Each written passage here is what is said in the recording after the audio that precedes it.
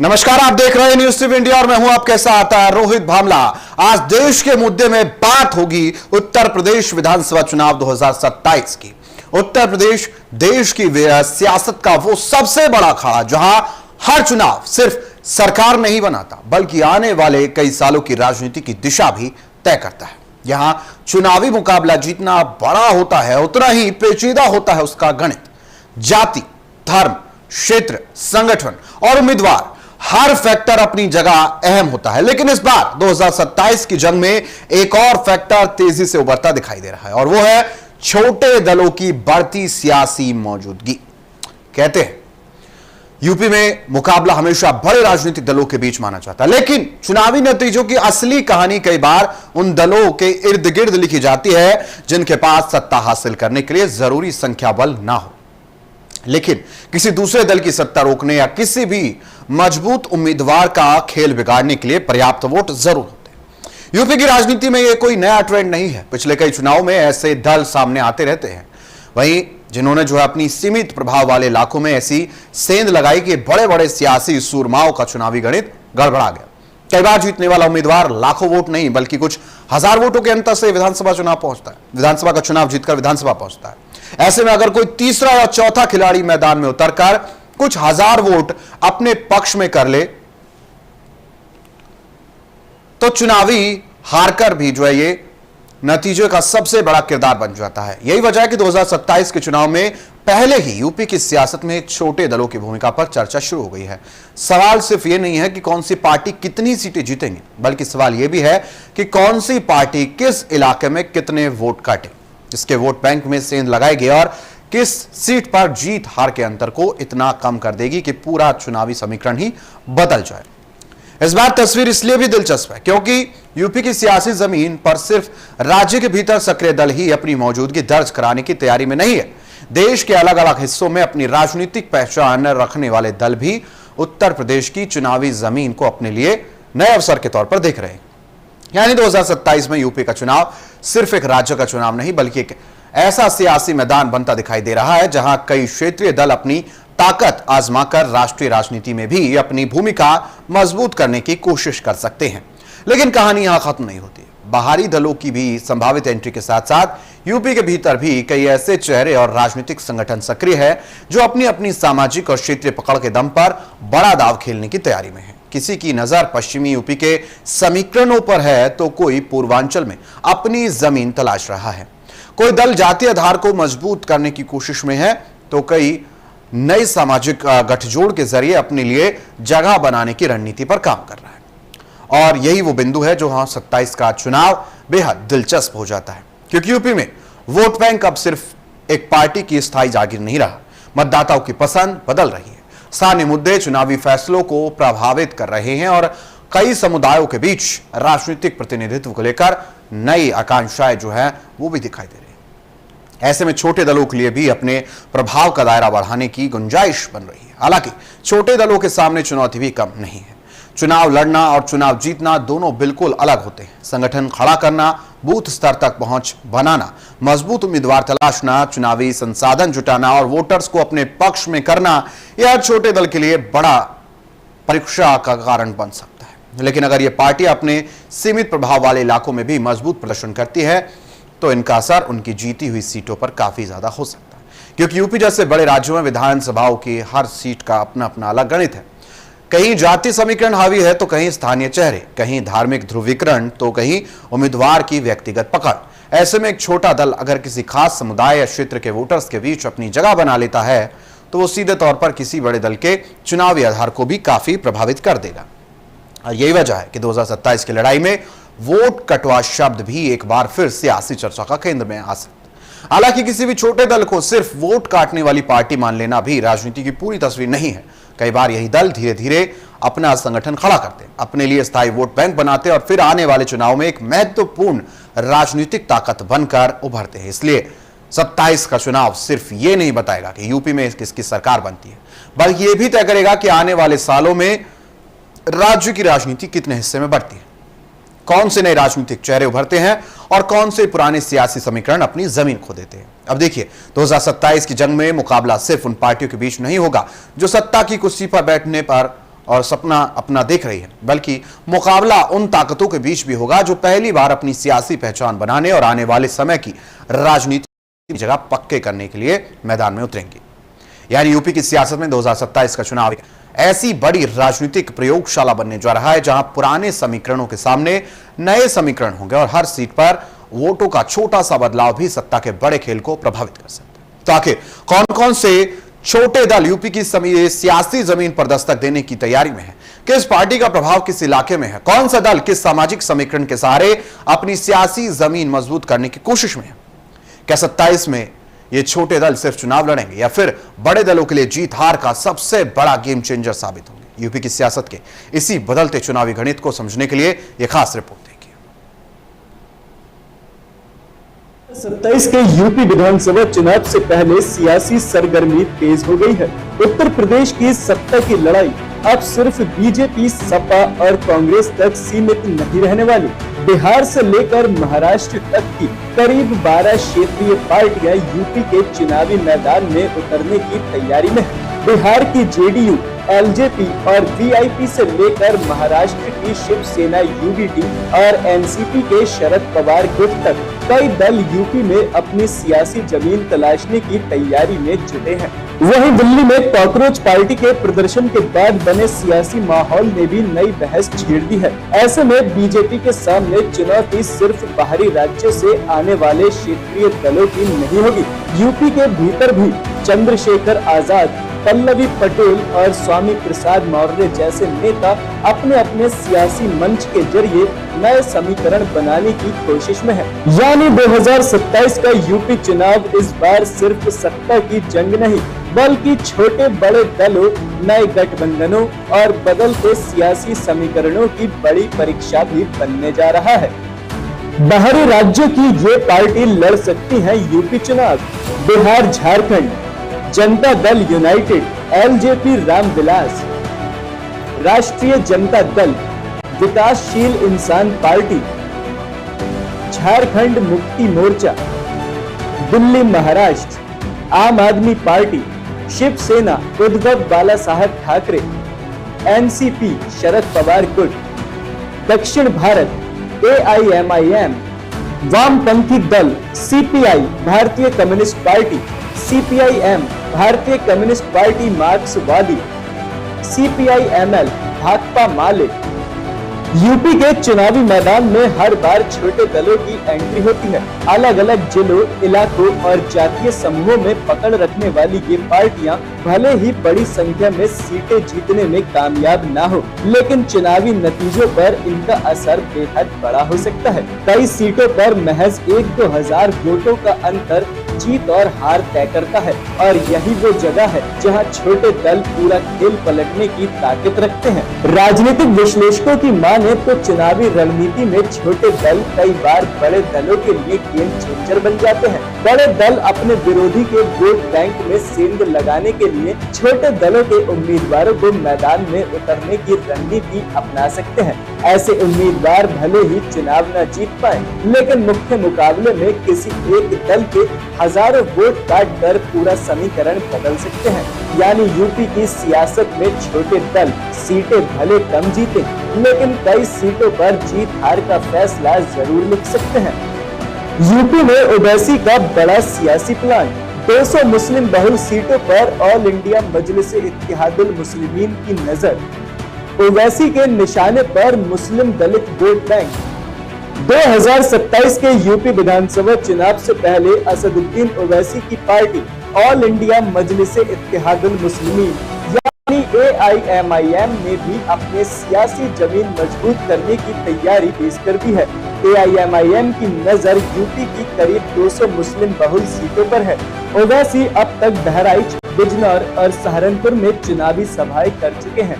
ऐसे इलाकों में जहां मुस्लिम और दलित वोटर्स की संख्या चुनावी नतीजों पर सीधा असर डालती है। ओवैसी इन इलाकों में जय भीम जय मीम के नारे के साथ दलित मुस्लिम समीकरण साधने की कोशिश में जुटे हैं। अगर एआईएमआईएम इस रणनीति में कामयाब होती है तो सबसे बड़ा असर समाजवादी पार्टी के पारंपरिक वोट बैंक पर पड़ सकता है। 2022 के विधानसभा चुनाव में एआईएमआईएम ने मुबारकपुर, संभल, फिरोजाबाद, हड्डा और कुंदरकी जैसी सीटों पर 14,000 से लेकर 36,000 तक वोट हासिल किए थे। दावा किया जाता है कि AIMIM की मौजूदगी से करीबी मुकाबले वाली सीटों पर सपा को नुकसान उठाना पड़ा। अब सवाल ये है कि 2027 में ओवैसी की एंट्री यूपी की सियासत में कितना बड़ा खेल बदलती है। क्या ओवैसी मुस्लिम दलित वोटों को अपने पक्ष में लामबंद कर पाएंगे या फिर उसकी सियासी मौजूदगी विपक्षी वोटों के बंटवारे तक ही सीमित रहेगी। चंद्रशेखर का 18 सीटों पर फोकस, 403 सीटों पर चुनाव लड़ने की तैयारी, दलित मुस्लिम बहुल सीटों पर बड़ा दांव।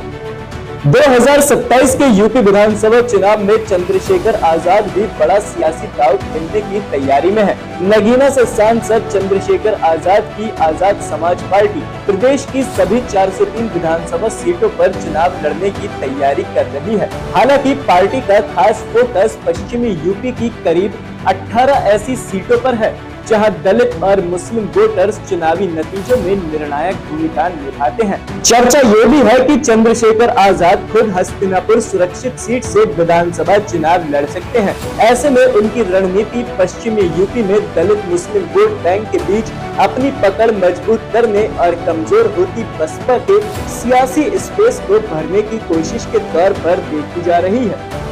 अनुप्रिया से बड़ा कद बनाने में जुटी पल्लवी पटेल, सोनेलाल पटेल की विरासत पर बहनों का दावा, अनुप्रिया के मुकाबले पल्लवी का सियासी दाव। यूपी की सियासत में अपना दल की विरासत को लेकर बहनों के बीच सियासी मुकाबला अब और तेज होता दिख रहा है। अपना दल के संस्थापक डॉक्टर सोनेलाल पटेल की राजनीतिक विरासत पर उनकी दोनों बेटियां अनुप्रिया पटेल और पल्लवी पटेल अपनी अपनी सियासी जमीन मजबूत करने में जुट गई हैं। अनुप्रिया पटेल ने 2014 में बीजेपी के साथ गठबंधन कर यूपी की राजनीति में अपनी मजबूत पहचान बनाई और विधायकों की संख्या के लिहाज से अपना दल को प्रदेश की तीसरी सबसे बड़ी पार्टी तक पहुंचाया।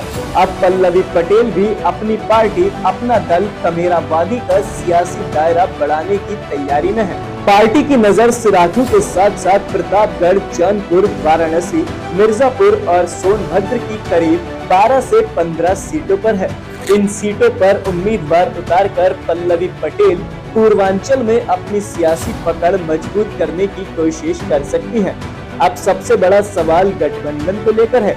क्या 2027 में पल्लवी पटेल समाजवादी पार्टी के साथ चुनावी मैदान में उतरेंगी या फिर 2024 की तरह ओवैसी और स्वामी प्रसाद मौर्य के साथ नया मोर्चा बनाएंगी? क्योंकि अगर पल्लवी पटेल अलग चुनाव लड़ती हैं, तो कुर्मी वोटों में बिखराव की संभावना से इनकार नहीं किया जा सकता और इसका सीधा असर यूपी के कई विधानसभा सीटों के चुनावी समीकरण पर पड़ सकता है। राजा भैया 403 सीटों पर उतारेंगे प्रत्याशी, प्रतापगढ़ के बाहर सियासी विस्तार का प्लान, वोटों का बंटवारा बदल सकता है चुनावी नतीजे। 2027 के यूपी विधानसभा चुनाव में राजा भैया की पार्टी जनसत्ता दल लोकतांत्रिक भी बड़ा सियासी दांव खेलने की तैयारी में है। पार्टी प्रदेश की सभी 403 विधानसभा सीटों पर अपने उम्मीदवार उतारने की रणनीति बना रही है। राजा भैया का सियासी प्रभाव मुख्य रूप से प्रतापगढ़ और आसपास के इलाकों में माना जाता है। ऐसे में उनकी पार्टी का विस्तार सिर्फ पूर्वांचल तक सीमित नहीं बल्कि पूरे प्रदेश में चुनावी समीकरणों को प्रभावित करने की कोशिश के तौर पर देखा जा रहा है। अगर जनसत्ता दल लोकतांत्रिक बड़ी संख्या में उम्मीदवार मैदान में उतारती है तो कई सीटों पर मुकाबला त्रिकोणीय या बहुकोणीय हो सकता है, खासकर उन सीटों पर जहां जीत हार का अंतर बेहद कम रहता है। राजा भैया की पार्टी के उम्मीदवार वोटों के बंटवारे के जरिए नतीजों पर असर डाल सकते हैं। छोटे दल बड़ा सियासी खेल, यूपी में छोटे दल बिगाड़ेंगे बड़े दलों का गणित, जातीय समीकरणों के सहारे चुनावी दांव।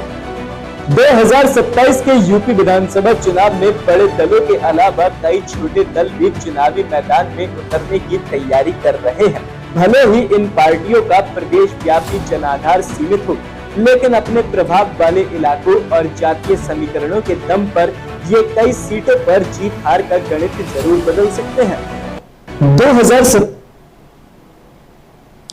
तो उत्तर प्रदेश की राजनीति में चुनाव कभी भी सिर्फ आंकड़ों का खेल नहीं रहा। यहां चुनावी नतीजे कई परतों में तय होते हैं। कौन सा उम्मीदवार मैदान में है और किस इलाके में किस समुदाय की कितनी पकड़ है और सबसे अहम मुकाबले में कितने उम्मीदवार मौजूद हैं। तो इस 27 का चुनाव भी इसी जटिल सियासी गणित के बीच होने जा रहा है। लेकिन इस बार तस्वीर में छोटे दलों का बढ़ता आत्मविश्वास भी है, जो कि चुनावी नतीजों की पूरी कहानी को प्रभावित कर सकता है। इन दलों के पास भले ही प्रदर्शन की सत्ता एक पहुंचने के लिए जो है जरूरी संख्या ना हो, लेकिन इनके पास अपनी एक खास सियासी पहचान है। किसी की ताकत किसी खास क्षेत्र में, किसी की पकड़ किसी सामाजिक समूह में, तो कोई अपने प्रभावशाली चेहरे के दम पर वोटर्स को अपने साथ जोड़ने की कोशिश कर रहा है। ऐसे में इन दलों की असली ताकत सिर्फ उनकी जीती हुई सीटों में नहीं है, बल्कि उन सीटों में भी छिपी होती है जहां पर वो मुकाबलों को एक तरफा होने से रोक देते हैं। अब यूपी जैसे राज्यों में जहां हर विधानसभा सीट का अपना अलग चुनावी चेहरा है, वहां छोटे दलों की भूमिका को नजरअंदाज करना किसी भी बड़े राजनीतिक दल के लिए आसान नहीं होगा। एक इलाके में जो पार्टी कमजोर दिखाई देती है, वही दूसरे इलाके में मुकाबले का रुख बदल सकती है। यही वजह है कि 2027 के चुनाव में प्रदेश की राजनीति को सिर्फ राज्यव्यापी वोट प्रतिशत के नजरिए से देखना शायद गलत होगा। असली कहानी उन सीटों पर लिखी जाएगी जहां कुछ हजार वोटों का अंतर सत्ता के बड़े समीकरण को बदल सकता है, और यही छोटे दलों की सबसे बड़ी राजनीतिक ताकत भी मानी जाएगी। राजनीतिक विशेषज्ञों का भी मानना है कि यह पार्टी आप मैदान में उतरती है तो कई बार इनका लक्ष्य सिर्फ चुनाव जीतना नहीं होता, उनके सामने अपनी राजनीतिक मौजूदगी दर्ज कराने, अपने सामाजिक आधार को मजबूत करने और उस भविष्य के लिए संगठन खड़ा करने की चुनौती भी होती है। तो एक चुनाव में मिली हार अगले चुनाव में नींव बन सकती है, और आज का छोटा दल कल की बड़ी राजनीतिक पार्टी बनकर उभर सकता है। इसलिए 27 का चुनाव इन दलों के लिए भी एक तरह की परीक्षा होगा। उन्हें तय करना होगा कि वो सिर्फ किसी बड़े दल के विरोध में मैदान में उतरते हैं या फिर अपने लिए एक स्वतंत्र राजनीतिक पहचान तैयार करते हैं। क्या ये दल किसी संगठन का हिस्सा बनकर अपनी ताकत बढ़ाएंगे या फिर अकेले चुनाव लड़कर अपने प्रभाव का वास्तविक आकलन करेंगे। क्योंकि चुनावी राजनीति में गठबंधन सिर्फ सीटों का जोड़ नहीं होता, बल्कि वोटर्स के बीच भरोसे का भी सवाल होता है। दूसरी तरफ बड़े राजनीतिक दलों के लिए भी यह चुनाव एक नई चुनौती लेकर आ सकता है, क्योंकि उन्हें सिर्फ अपने प्रतिद्वंदी दलों की रणनीति पर नजर नहीं रखनी होगी, बल्कि उन छोटे खिलाड़ियों की भी गतिविधियों को भी समझना होगा जो किसी खास क्षेत्र में चुनावी मुकाबले की दिशा बदलने की क्षमता रखते हैं। अब तक चुनावी राजनीति में अक्सर दो बड़े दलों के बीच सीधी लड़ाई देखी जाती है, सबसे महत्वपूर्ण माना जाता है। लेकिन अब जब मुकाबले में तीसरा, चौथा या पांचवा दल सक्रिय होता है तो चुनाव का गणित पूरी तरह बदल जाता है। ऐसे में वोटों का बंटवारा होता है, नए समीकरण बनते हैं, उम्मीदवारों की रणनीति बदलती है, और कई बार जिस सीट को कोई पार्टी सुरक्षित मानकर चल रही होती है, वह सीट सबसे बड़ा सियासी उलटफेर भी देती है।